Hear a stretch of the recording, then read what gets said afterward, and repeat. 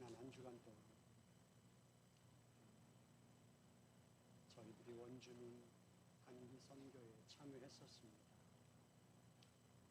길벗교회가 자체적으로 단기 선교를 수행하기에는 경험도 부족하고 안목도 우리에게는 부족하기 때문에 훈련된 단기 선교팀에 조인해서 단기 선교를 준비하고 수행하는 과정들을 배우는 것에 초점을 맞췄던 이번 단기 선교였습니다.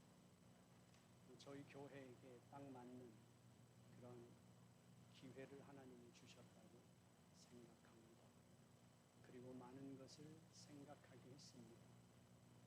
밖으로 한 번도 나가보진 않았지만 우리에게 인식되어 있는 선교, 단기 선교는 우리보다 어려운 나라에 가서 그들에게 도움을 주면서 예수를 증거하는 것으로 많이 인식되어 있었던 것이 사실인 것 같습니다. 하지만 북미주 원주민들은 겉으로 그들의 경제적인 상황은 부족할 것이 없는 상황이었습니다. 우리가 가서 현실적으로 뭘 도와주어야 하는 것이 없는 선교지였습니다. 그렇지만 그들은 아주 긴 시간 동안 그들의 땅을 빼앗기고 그들의 삶을 착취당했던 조상들의 삶을 물려받으면서 살았고 소외되어서 그들은 살은 것이 사실입니다. 그렇기에 그들에게는 우리 한민족보다도 훨씬 더 강력한 응집력을 가지고 있고 강인한 정신력을 갖고 있음을 느낄 수 있었습니다. 그곳에서 계속해서 머물면서 생각한 건 선교란 무엇인가 라는 것에 대해서 계속 되묻는 시간이 저에게는 아주 이런 선교도 있구나 라는 것을 볼 수 있어서 좋았습니다. 결국 선교의 본질이 예수의 복음을 전하고 예수의 생명을 주는 것이라면 오히려 선교에 대해서 명쾌하게 정의를 내릴 수 있는 그런 곳이었다고 저는 생각합니다. 그리고 좋은 점은 미국 안에서 갈 수 있는 곳이라는 것이고 그리고 온 가족이 함께 갈 수 있는 그런 선교지라서 좋았습니다. 대신 선교지에서 아주 작은 것에 쉽게 반응할 수 없는 긴 시간 동안 조상 대대로 물려져 내려온 그 정신적인 것 또한 그들이 다시 부족이 재건되고 그리고 경제적으로 안정되어 있는 그들에게 선교가 개인적인 전도를 통해서는 쉽지 않겠다는 생각을 했고 결국 탑다운 방식의 지도자들이 바꾸지 않으면 바뀔 수 없는 아주 어려운 선교지라는 생각이 들었습니다. 그렇다면 우리가 대를 이루며 거기에 대한 사명감을 갖고 선교를 해야 되는구나. 그리고 저희들이 섬겼던 그 부족은 6년째 섬기고 있는 사명자들을 보았습니다. 저로서는 그리고 저희 교회로서는 좋은 선교의 한 모델을 볼 수 있는 기회였다고 생각을 합니다. 다음 해에 또 기회가 된다면 저희 교회가 가족이 함께 가기도 하고 좀 더 어린아이들이 가서 제가 바라기는 그들 가운데서 베스트 프렌이 만들어지고 그 베스트 프렌 중에서 추장이 누군가 나온다면 뭔가 한번 허심탄회하게 얘기할 기회는 주어지지 않을까 그리고 또 문이 열리지 않을까 라는 기도의 제목을 갖고 왔습니다. 내년에는 우리 교회의 어린아이들 학생들이 많이 갔으면 좋겠다는 바람이 있습니다. 잘 다녀왔습니다. 감사합니다. 대신 장로님이 너무 많이 고생하셨습니다. 이틀 가고 이틀 오는 여정은 쉽진 않은 여정인데 장로님이 그 장거리 운전을 4일 다 하시는 체력은 대단한 체력이었지만 제가 금요일 날 저녁에 저희가 아침 6시 20분에 그 선교지에서 나와서 저녁에 숙소에 도달한 게 11시였습니다. 양말을 벗었더니 제 발이 그렇게 많이 부은 건 처음 경험입니다. 밴 안에서 그렇게 앉아있다가 발이 퉁퉁 부어있는 게 보일 정도였는데 긴 여정을 운전을 안전하게 하시기도 했지만 저희들이 편안하게 믿고 나서고 진행하고 돌아오는 데까지 수고해 주신 장로님 정말 고생하셨습니다. 감사드립니다. 이제 저희들이 함께 나눌 말씀은 저희가 지금 교회와 사역이라는 것을 함께 나누고 있습니다. 지난주까지 저희가 함께 나누었던 건 선교에 대한 정의, 교회 사역에 대한 정의였습니다. 교회 사역이란, 기독교 사역이란 우리가 우리의 어떤 것으로 하는 것이 아니라 하나님의 무한한 자원을 통하여 사람들의 필요를 채워주는 통로가 되어 하나님의 영광을 드러내는 것, 거기까지가 기독교의 사역이라는 것을 함께 나누었습니다. 이제 오늘 저희들이 적용 차원에서 그러면 기독교 사역을 통해서 우리들은 이제 어떻게 참여하고 그것에 대한 열매는 무엇일까 하는 것을 먼저 나누고자 합니다. 빌립보서 2장 13절에서 사도 바울은 너희 안에서 일하사 자기가 참으로 기뻐하는 것을 원하게도 하시고 행하게도 하시는 분은 하나님이시다, 이렇게 합니다. 그러니까 빌립보 교회에서 이제 어떤 문제가 생겼는가 하면 그 빌립보 사역에서 이제 바울이 감옥에 갇히는 문제가 생겼습니다. 이제 바울이 주도적으로 사역을 할 때 방관자로 있던 자들이 바울이 감옥에 갇힘으로 인해서 주도권을 다시 자신들에게로 끌고 올 수 있는 기회라고 생각해서였는지 모르지만 그들이 다시 일어서서 열심히 복음을 증거하게 됐고, 바울의 사역의 동역자들은 바울이 감옥에 갇힘으로 인해서 바울을 위한 그들의 헌신은 영적인 기도와 그 헌신 그리고 그 사역이 약화되지 않도록 또 그들은 그들대로 열정으로 일어섰습니다. 이제 바울은 그러한 사건들을 통해서 인간적인 여러 가지 해석이 가능하겠지만 바울은 고백하는 것입니다. 이 모든 것 속에 우리 속에서 하나님께서 그 하나님의 일에 대한 마음을 일으키시는 분도 하나님이시니 그것을 행하시는 분도 하나님이시다. 그것을 바울은 다른 말로 이렇게 표현했습니다. 내가 자유의 몸으로 복음을 자유롭게 증거할 때나 내가 감옥에 갇혀서 그 활동적으로 사역하는 것이 제한을 받을 때나 나에게는 달라질 것이 하나도 없다. 나의 소원도 나의 모든 삶의 목적도 예수 그리스도가 증거되는 것이라면 나로 인하여 방관자로 있던 자들이 일어나 복음을 더 전하게 되는 것도 하나님의 은혜요. 그리고 나의 고난으로 인하여 너희들이 더욱더 열심을 내는 것도 또한 하나님의 은혜니 나는 기쁘다. 나는 살아도 주를 위해서 사는 것이 내 삶의 목표이고 내가 죽어도 주를 위해서 죽는 것이고 내가 죽는다 해도 나의 그 주님께로 가는 것이 나의 소원일진데 나는 기쁜 일이건만 내가 생명이 더 연장되어 내가 이곳에 산다 해도 나는 주를 위해서 살 것이다. 사도 바울은 그렇게 이야기하게 되죠. 그러면서 데살로니가 교회에 사도 바울이 데살로니가에는 3주 머물면서 3번의 그 안식일을 지키면서 주의를 지키면서 그가 그 교회를 세웠지만 짧은 시간이지만 데살로니가 교회는 지역에서 소문난 교회였습니다. 그러나 그럼에도 불구하고 그 교회 안에도 문제가 있었는데 그것은 자신들이 기독교 안으로 들어오기 전에 그들의 삶의 그 모습을 다 버리지 못했고 해결하지 못했습니다. 그리고 종말에 관한 문제가 교회 안에 있었습니다. 바울은 말합니다. 너희를 부르시는 분은 신실하시니 그분께서 또한 그것을 행하시리라. 종말을 사는 성도들에게 바울은 말합니다. 너희를 부르시고 너희의 구원을 이루시는 분이 하나님이시다. 지금 우리에겐 아직도 구원이 먼 것 같고 그 구원을 완성하고 그 하나님의 백성으로 온전하게 되는 것이 요원해 보이지만, 그러나 너희 속에서 시작하신 분이 하나님이시라면 신실하신 하나님께서 너희의 구원을 반드시 이루실 것이다. 데살로니가 교인들에게 바울은 그렇게 권면하는 것입니다.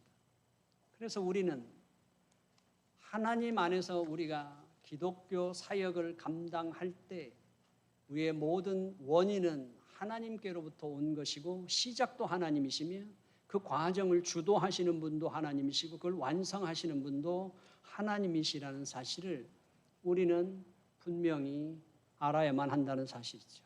입으로는 알지만 쉽지 않습니다. 그러니까 기독교의 진리 체계는 딱 이렇게 되어 있습니다. 하나님께서 천지를 창조하셨다. 하나님은 창조주 하나님이십니다. 하나님이 천지를 창조하실 때 인간이 개입할 여지가 없이 그분의 주도적인 주권적인 사역이었습니다. 그러나 인간의 죄로 말미암아서 인간이 그 하나님이 주신 그 은총에서 벗어났을 때 그 인간의 운명을 다시 바꾸는 일도 이 인간 세계 속에서는 불가능했습니다. 그래서 독생자 예수가 왔다는 것은 바로 이 세계 바깥에서 하나님께서 다시 개입하셔서 하나님께서 인간의 운명을 바꿔 놓으시는 거죠. 회복시켜 놓으십니다. 결국 인간의 운명을 회복시키셨지만 그 인간을 온전하게 다시 충만케 회복시키는 것은 그날도 하나님께서 이 땅에 들어오셔야만 가능하고 끝난다는 사실, 결론이 난다는 것이 기독교의 진리이지 않습니까? 인간의 운명은 오직 바깥으로부터 하나님께로부터만 가능하고 그 인간의 충만된 완성도, 생명 충만함도 하나님께로부터 완전히 마무리될 수밖에 없다는 사실이 기독교 진리입니다. 결국 우리가 그 진리 안에서 그것을 믿고 우리가 살아가는 데 있어 기독교 사역을 감당하고 교회에서 사역을 감당하고 섬기는 사역을 할 때 우리가 반드시 확인하고 그것을 경험하는 경로를 통해서 하나님은 우리를 빚어가신다는 사실이죠. 하나님께서 이제 때가 되어 아브라함에게 약속하셨던 땅과 자손에 대한 약속 가운데서 그 자손에 관한 때가 1차적으로 왔을 때 이제 애굽으로부터 하나님의 백성들을 구출하기로 작정하십니다. 그리고 하나님께서는 모세를 호렙산에서 만나십니다. 그리고 모세를 만나서 하나님께서 내 백성을 내가 이제는 구출해내야 되겠다, 때가 됐다고 말씀하십니다. 그때 모세가 이렇게 말하죠. 제가 누군데요? 저를 선택하셨습니까? 제가 누군데요? 첫 번째가 그거였습니다. 제가 가서 무슨 이야기를 했을 때 그 말에 권위가 있겠습니까? 제가 신분적으로 사회적인 신분이 좋기를 합니까? 아니면 권세가 있습니까? 이미 초야에 묻혀 산 지 40년입니다. 내가 공식적인 자리에 가서 공식적으로 내 민족에게 이야기를 했을 때 내 말에 권위가 있을 수 없어요. 제가 무언데요? 그리고 그는 계속해서 하나님 앞에 이야기합니다. 제가 무엇인데 바로에 가서 협상할 만한 그만한 권세가 있습니까? 권위가 있습니까? 실력이 있습니까? 저는 가서 내 백성을 설득할 언변도 없고 바로와 마주해서 협상할 언변도 없습니다. 하나님께서 모세를 부르시며 표징을 보여주시고 그를 설득하십니다. 그리고 결국 모세가 이제 그 40년의 긴 여정을 감당하고 그는 결국 가나안 땅에 들어가지 못합니다. 그는 가나안 땅을 느보산에서 보긴 하지만 들어가진 못하죠. 그러나 거기에 대해서 모세는 전혀 문제가 되지 않습니다. 여운을 남기긴 하지만 우리의 여운일 뿐이지 모세에게는 없습니다. 왜요? 그 사역에서 광야 40년이라고 하는 전체 인생을 다 통틀어서 결국 모세가 하나님의 사역에 부르심을 입고 그가 헌신하며 그가 얻은 인생의 가장 큰 축복은 하나님이 어떤 분인가를 그보다 더 가까이에서 그보다 더 분명하게 그보다 더 확실하게 경험하고 알게 된 자가 없기 때문이죠. 우리는 가나안 땅에 들어갔냐 못 들어갔냐가 중요할지 모르지만 그러나 가나안 땅에 들어가고 못 들어가고 아무 문제 없는 것은 역사의 주인이 하나님이신데 그 하나님을 알게 되고 그 하나님과 함께 동역하며 그 하나님의 말씀이라면 내가 못 들어가도 전혀 문제가 없고 내가 여기서 멈추라 하셔도 아쉬울 것이 없는 하나님의 역사를 알았다는 거죠. 요나는 어땠습니까? 하나님께서 니느웨로 가라고 하셨습니다. 그런데 요나는 원치 않았어요. 아수르의 가장 큰 도시가 니느웨였습니다. 우리 민족을 수탈하고 우리 민족을 짓밟고 공격하는 그 아수르의 도시에 가서 하나님의 긍휼을 전하라고요? 그것만은 못하겠다는 거예요. 다른 모든 것을 다 해도 그것만은 할 수 없습니다. 그는 다시스로 가는 배를 탔죠. 풍랑이 일었고 인간의 불가항력적인 상황 속에 놓이게 되죠. 그리고 그들은 마지막으로 제비뽑기를 합니다. 신의 그 재앙을 멈출 수 있는 것, 그래서 제비뽑기를 하죠. 결국 요나가 뽑혔습니다. 요나가 일실직고를 하죠. 그런데 저는 둘 중에 하나 어떤 걸까 더 궁금합니다. 요나만 알았지 누가 알았겠습니까? 인간적인 범죄를 저질렀다면 아주 판결하기가 쉽겠지만 종교 문제입니다. 신앙 문제가 걸린 것입니다. 영적인 문제에서 신의 계명을 어겼다, 명령을 어겼다는 그것에 대해서 이제 그들은 요나가 고백합니다. 그가 어떤 마음에서 고백했는지 나 하나로 인해서 내가 하나님의 그 여호와의 말씀을 거역한 것 때문에 아무 죄 없는 사람들이 이 고생을 한다는 미안함 때문에 그랬는지 아니면 저는 이쪽이 더 강하다고 생각하지만 차라리 내가 일실직고하고 여기서 내가 죽자. 그러면 니느웨는 긍휼을 받지 못할 거 아닌가. 그렇게라도 나는 니느웨가 하나님의 긍휼을 받는 건 못 보겠다. 그 뜻이 있었는지 모릅니다. 성경은 말하지 않으니까. 하지만 요나가 고백합니다. 그리고 물에 던져집니다. 그 뱃사람들은 이렇게 고백하죠. 그게 그 배 안에서 누구를 살인하거나 뭔 잘못을 한 게 아니라 종교 문제이기 때문에 그들이 바다에 던지면서도 자신들은 마음이 편치 않았던 것 같습니다. 이 사람의 피를 우리에게 돌리지 마십시오. 그들이 그렇게 외칩니다. 그리고 요나는 바다에 던져지고 하나님이 준비한 물고기 뱃속에서 그는 회개하고 그 소명에 순종합니다. 그 니느웨라는 성이 3일 길을 걸어야 돌 수 있는 크기의 성이랍니다. 그런데 요나가 하루 만에 돌았어요. 건성으로 돌았다는 거죠. 건성으로 돌았는데 요나가 건성으로 그냥 대충 돌았는데 어쩔 수 없이 돌은 그 건성으로 돌았는데 의외의 결과가 나타났습니다. 니느웨 백성들이 하나님 앞에 회개를 했습니다. 통치자는 관리자는 한술 더 뜹니다. 동물에게들까지 베옷을 입혀서 회개를 합니다. 하나님의 긍휼이 임했습니다.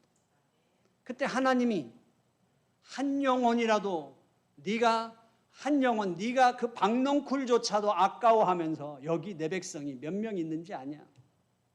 요나가 얻은 게 뭐예요? 하나님은 어떤 분이신가? 하나님은 어떤 분이신가?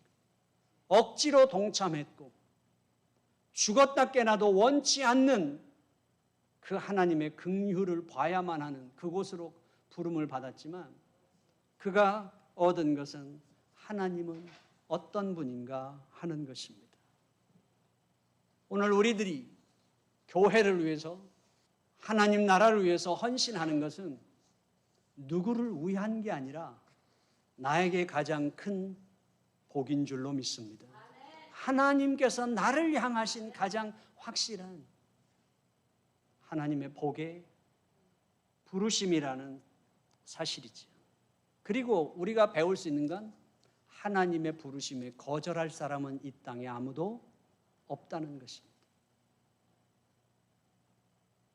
그래서 우리에게 있어서 우리가 거절할 수 없다는 건 하나님이 억지로라도 하신다는 것이 아니라 우리의 인생길을 예정하시고 준비하시고 나보다 나를 더 잘하시는 하나님이 예비하신 그 인생길로 부르신다는 것입니다. 하나님이 예레미야를 부르십니다. 이제 멸망 직전에 있는 이스라엘 백성들이죠. 그 유다와 이스라엘 백성들의 그 마지막 그 속에서 심판을 외치도록 부름받습니다. 40여 년 그 시간 동안 그는 구약에서 가장 처절한 선지자입니다. 그를 부르실 때 예레미야가 말합니다. 하나님, 저는 아직 너무 어립니다. 저는 말이 둔합니다. 그때 하나님이 5절에서 이렇게 말하죠. 네가 잉태될 때부터 나는 너를 선택했다. 네 어미의 모태 안에 있을 때부터 내가 너를 선택했다. 내가 너를 알고 너를 준비했다. 하나님의 말씀입니다. 우리는 지금 이곳에서의 우리의 모습을 통해서 판단하고 결정하지만 하나님께서는 하나님의 시간 안에서 우리의 인생을 준비하시고 만들어 오셨다는 사실이죠. 우리의 성격마저도, 우리의 건강 상태마저도, 우리의 실력마저도, 우리의 능력마저도 다 하나님의 인도하심 속에 있다는 사실입니다. 그 예레미야에게 하나님은 말씀을 넣으시고 그 말씀을 감당케 하시는 하나님이신 거죠. 우리 한국 사람들에게 있어서 가장 큰 하나님 안에서의 이 사역의 큰 장애, 하나님의 은총을 입는 그 가장 큰 장애가 첫 번째가 우리는 비교 평가에 너무 세뇌되어 있다는 사실입니다. 나면서부터 부모가 갖는 기대, 그 기대에 부응하고 싶은 것이 무엇이 잘못이겠습니까만 그 부모 안에서 이제 형제들과의 비교, 그리고 유치원만 해도 벌써 날밤 새면서 부모가 가서 줄 서 있다가 좋은 유치원에 넣으려고 하고 이제 아이들은 묻습니다. 너 어디 유치원 나왔니? 학교는 어디 나왔니? 고등학교는 어느 고등학교 나왔니? 대학교는 어느 대학교 나왔니? 그리고 시험을 끊임없는 그 시험 속에 1등부터 60등까지 수능 A등급에서 B등급, C등급 이게 운명을 좌우하는 것처럼 자살을 불러올 만큼 아이들은 그 속에서 자랍니다. 취직해도 어느 회사에 취직했는지 물어봅니다. 수입은 얼만큼 되는지 물어봅니다. 결혼합니다. 아내가 기대하는 남편, 남편이 기대하는 아내. 그래서 끊임없이 부부싸움을 하든 뭘 하든 평가를 받습니다. 교회 안에서는 안 그럴까요? 우리의 정체는 뭘까요? 우리의 정체성은 뭘까요? 끊임없이 거기서 형성된 자기 정체성. A등급일까요? B등급일까요? C등급일까요? 무언가를 하나님 앞에서 우리가 부름을 받았다고 할 때 그 부름 앞에서 우리는 이제 그 다음 해가 내가 거기서 형성됐으니까 그 다음 해가 이제 두 번째로 넘어가는 게 뭔가가 우리가 요구를 받을 때 나를 쳐다볼까요? 옆에를 쳐다볼까요? 내가 이거 하면 저것이 나를 어떻게 생각할까? 내가 이렇게 하면 제가 나한테 뭐라고 말할까?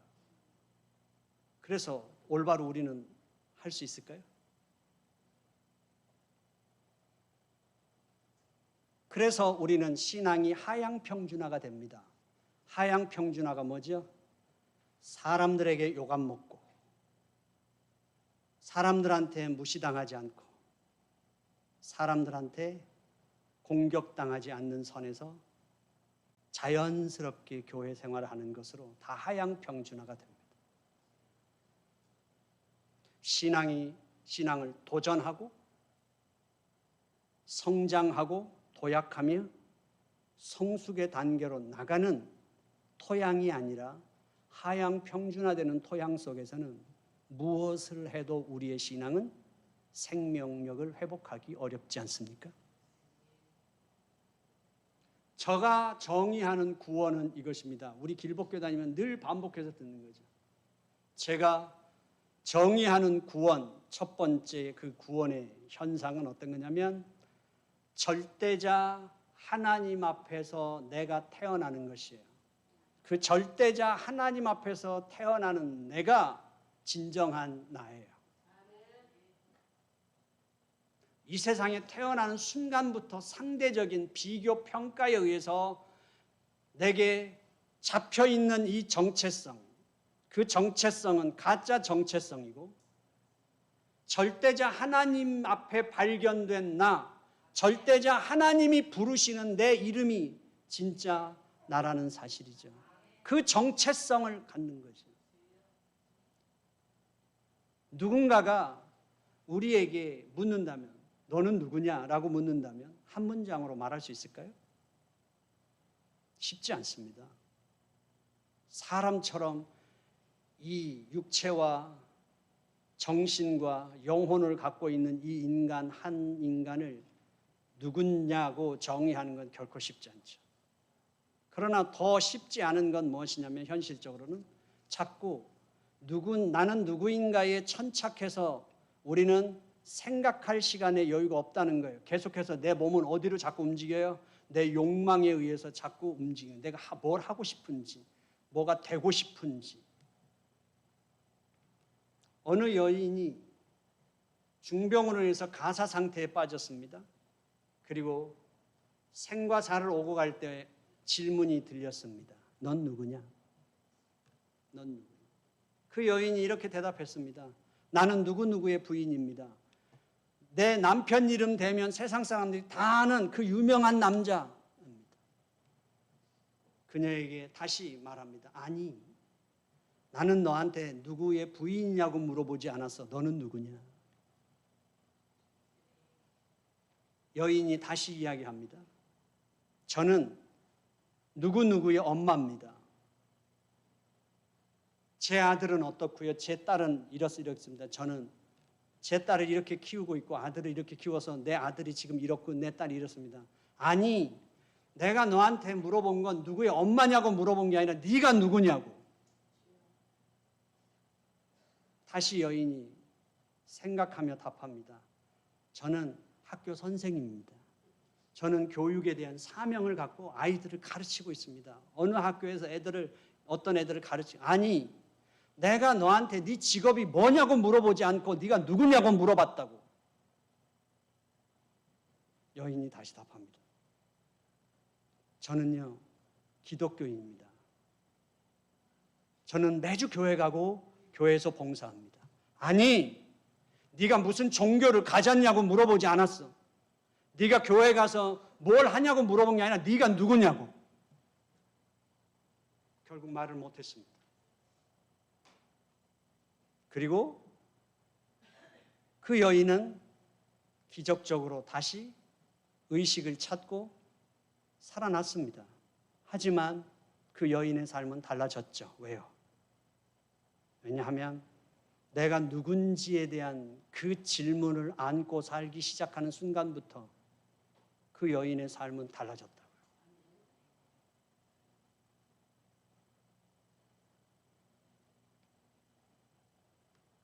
우리가 기독교인이 된다는 것의 가장 큰 축복은 바로 그것입니다.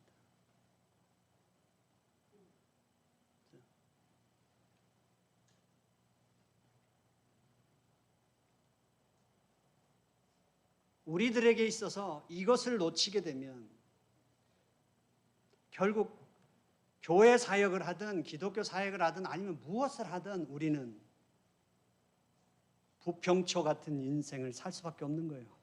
뿌리 못 내리고 물에 떠 있는 그 부평초처럼 바람 부는 대로 상황에 따라서 분위기에 따라서 우리는 그렇게 살 수밖에 없다는 사실이죠. 우리는 우리 자신이 되어야 합니다. 우리 자신이 되는 것, 그것은 바로 설교를 들을 때 자신이 되는 것, 기도하면서 자신이 되는 것이 아니라 실제적인 사역으로의 부름 속에서 우리는 우리 자신을 알게 되어 간다는 사실이죠. 나 자신을 만나게 되고 나 자신을 대면할 때마다 나 자신을 알게 된다는 사실입니다. 내가 누구인지. 다른 사람을 흉내낼 이유도 없고 다른 사람을 부러워할 일도 없습니다. 내가 내 자신으로 산다는 것만큼 인생에서 하나님이 우리에게 주고 싶으신 인생이면 우리 자신의 이름을 부를 때 진여가 라고 하나님이 나를 부르신다면 제가 하나님 앞에 예라고 대답할 수 있는 것, 그것은 태어날 때 지어준 이름, 호적에 올라간 이름이 아니라 내가 창조한 그 하나님께서 창조하신 그 존재, 그 존재의 이름을 부를 때 하나님 앞에 반응할 수 있는 존재가 내 이름인 거죠. 내 정체인 것입니다. 그 누구도 상관없이 나만이서 반응할 수 있고 내 신경이 깨어나고 내 심령이 깨어나면 내가 존재하는 느낌을 가질 수 있는 것. 그렇기 때문에 결국 우리는 끊임없이 내가 가진 것보다 나 자신보다 다른 사람을 바라보게 됩니다.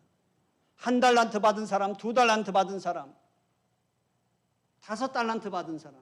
그러나 1달란트 받은 사람, 2달란트 받은 사람은 그 1달란트, 2달란트가 남겨야 되고 더 손해보면 안 되는 것이 아니라 1달란트로 충분한 것입니다. 그러나 그 1달란트의 그 자기 정체성을 아무것도 안 하고 그냥 땅에 묻어두었다는 거죠. 2달란트도 마찬가지입니다. 5달란트는 5달란트의 모습으로 살았다는 것이죠. 어떤 설교자, 어떤 유명한 목사가 아니라 저에게는 어떤 목사, 어떤 교회와 비교되는 게 아니라 저의 이름을 부를 때 하나님 앞에 반응한 여러분들은 그렇게 우리가 신앙생활하며 교회에서 우리가 해 주어야 하는 것이 바로 그것입니다. 우리가 해야 될 일에 계속 머리가 꽉 차 있어서 도와주는 사람, 함께 할 사람, 누구하고 같이 일하면 좋을까? 어떻게 하면 뭐가 될까? 이게 아니라 하나님의 무한하신 그 자원을 통하여 주께서 그의 이름을 부를 때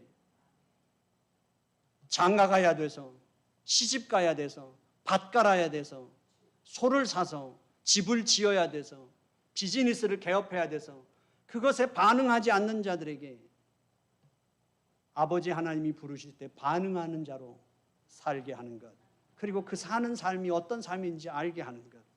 그래서 우리에게 가장 중요한 건 사역에서 얼마를 갖고 시작했느냐가 중요한 것이 아니라 우리의 마지막이 어떤 존재냐 하는 것이 가장 중요하다는 사실입니다.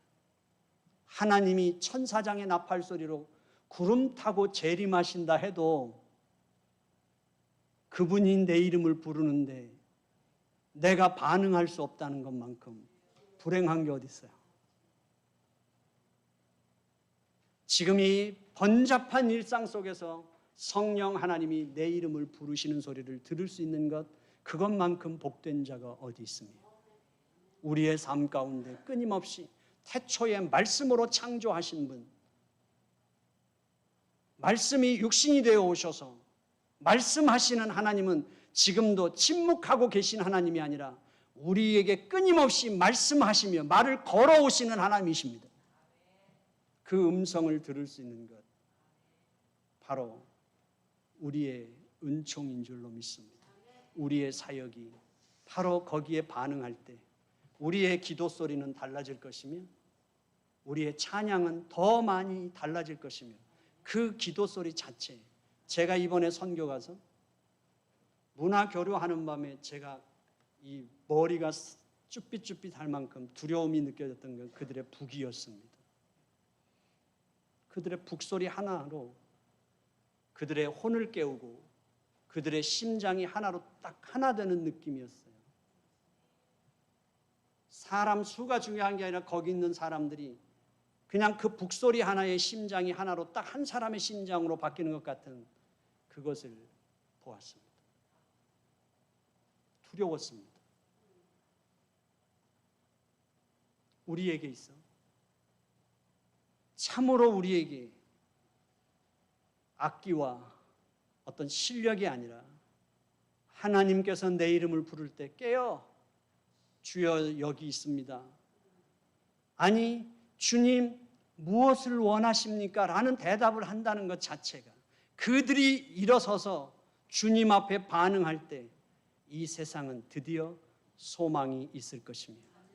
우리의 예배에는 질병이 치유되는 정도가 아니라 죽은 영혼이 살아나는 것을 목격하는 예배가 될 줄로 믿습니다. 기도하겠습니다. 하나님 아버지 감사합니다. 오늘 이 아침에 주 앞에 왔습니다. 그리고 주님의 말씀을 듣습니다. 하나님 아버지 우리가 하고 있는 사역들이 분명히 짐스러울 때도 있고 우리가 감당하는 직분이 우리에게 버거울 때도 있으며 언제나 그 사명과 소명 앞에 우리는 자신 없는 것이 사실이며 턱없이 모자라는 것이기에 두렵고 떨릴 뿐입니다. 아버지 하나님 그러나 우리의 능력이 아니라 우리의 의지가 아니라 우리의 실력이 아니라 주님은 끊임없이 우리에게 말씀하시는데 나를 믿을 수 있니? 나를 믿고 따라 나서겠느냐고 묻는 그 말씀만 순종할 수 있다면 그 말씀만 우리가 알아들을 수 있다면 그것만큼 우리 인생에 복된 일이 없는 줄로 믿습니다. 그 길만큼 인생에 복된 길이 없는 줄로 믿습니다. 주여 우리 길벗교회가 그 하나님의 부르심 앞에 순종할 수 있는 교회가 되게 하여 주시옵소서. 예수님의 이름으로 기도드려 싸움나이다. 아멘.